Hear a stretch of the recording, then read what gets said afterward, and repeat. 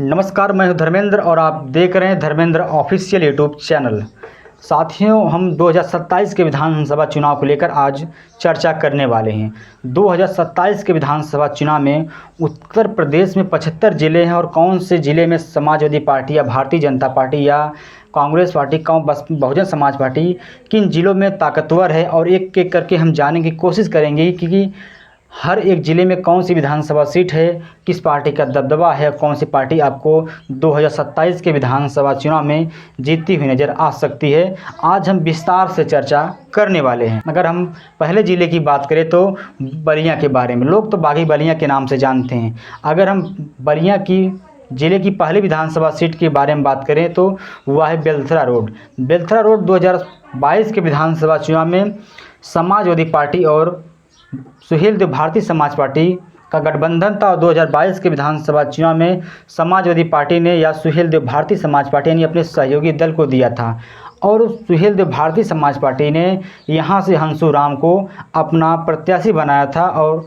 2022 के विधानसभा चुनाव में यहाँ से हंसुराज सुहेल देव भारतीय समाज पार्टी के टिकट पर जीत भी दर्ज की थी। हालांकि यहाँ पर दूसरे स्थान पर भारतीय जनता पार्टी थी।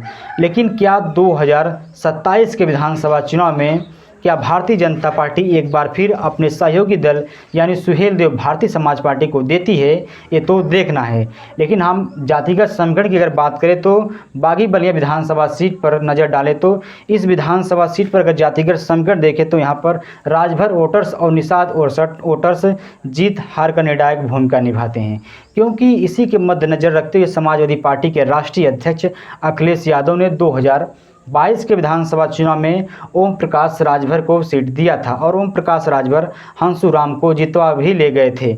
अब देखना है कि 2027 का विधानसभा चुनाव में कौन सी पार्टी यहां से लड़ती है। लेकिन आपको मैं बताते चलूँ कि समाजवादी पार्टी को एक नए चेहरे की तलाश होगी कि कौन किस चेहरे को बनाती है।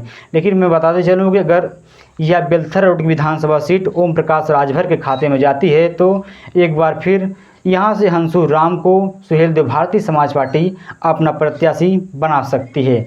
अगर साथियों हम दूसरी विधानसभा सीट के बारे में बात करें तो फेफना विधानसभा सीट पर भी समाजवादी पार्टी और भारतीय जनता पार्टी आमने सामने थी।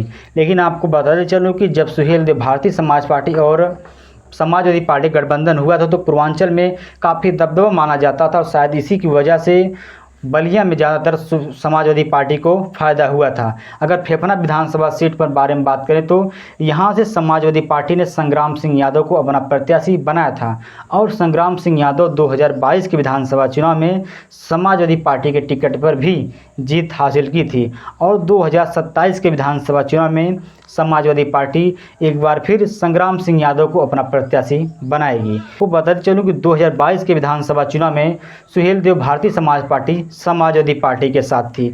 अब समाजवादी पार्टी को छोड़कर ओम प्रकाश राजभर इस समय भारतीय जनता पार्टी के साथ हैं। यही खेल समाजवादी पार्टी को बिगाड़ सकता है। हालांकि कुछ ही अंतर वोटों से समाजवादी पार्टी के प्रत्याशी यहां से जीत दर्ज की थी। अब अगर समाजवादी पार्टी यहां से हारेगी तो वह कारण सुहेल देव भारतीय समाज पार्टी के राष्ट्रीय अध्यक्ष ओम प्रकाश राजभर को सिरे जाएगा, क्योंकि इस विधानसभा सीट पर भी राजभर वोटर्स ज़्यादा तो नहीं है, लेकिन आपको बताते चलो जिस ओर घूम जाएंगे उसकी जीत हो जाएगी। अब देखना है कि 2027 के विधानसभा चुनाव में यहाँ से किस पार्टी की जीत होती है। अगर साथियों हम तीसरी विधानसभा सीट के बारे में बात करें तो वह है बलिया की रसड़ा विधानसभा सीट। रसड़ा विधानसभा सीट पर भी मौजूदा समय में यहाँ से उमाशंकर सिंह विधायक हैं और बहुजन समाज पार्टी के केवल एक ही विधायक है जो रसड़ा विधानसभा सीट से जीत कर गया है। अगर बताते चलें आपको 2022 के विधानसभा चुनाव में यहाँ से सुहेल देव भारतीय समाज पार्टी लड़ी थी और Suhel Dev Bharatiya Samaj party Samajwadi party candidate यानी समाजवादी पार्टी के नेता को महेंद्र चौहान को यहाँ से सुहेल देव भारतीय समाज पार्टी अपना प्रत्याशी बनाया था। हालांकि महेंद्र चौहान मात्र 7,000 ज़्यादा से वोटों से हार गए थे और देखना है क्या 2027 के विधानसभा चुनाव में एक बार फिर भारतीय जनता पार्टी यहां से सुहेल देव भारतीय समाज पार्टी के प्रत्याशी को लड़ाती है या किसी और को। लेकिन बताते चले कि मौजूदा समय में यहां से बहुजन समाज पार्टी का दबदबा है और उसके विधायक का भी दबदबा है। लेकिन जब 2027 का विधानसभा चुनाव होगा तो एक बार फिर उमाशंकर सिंह यहां से जीतते हुए नजर आ सकते हैं।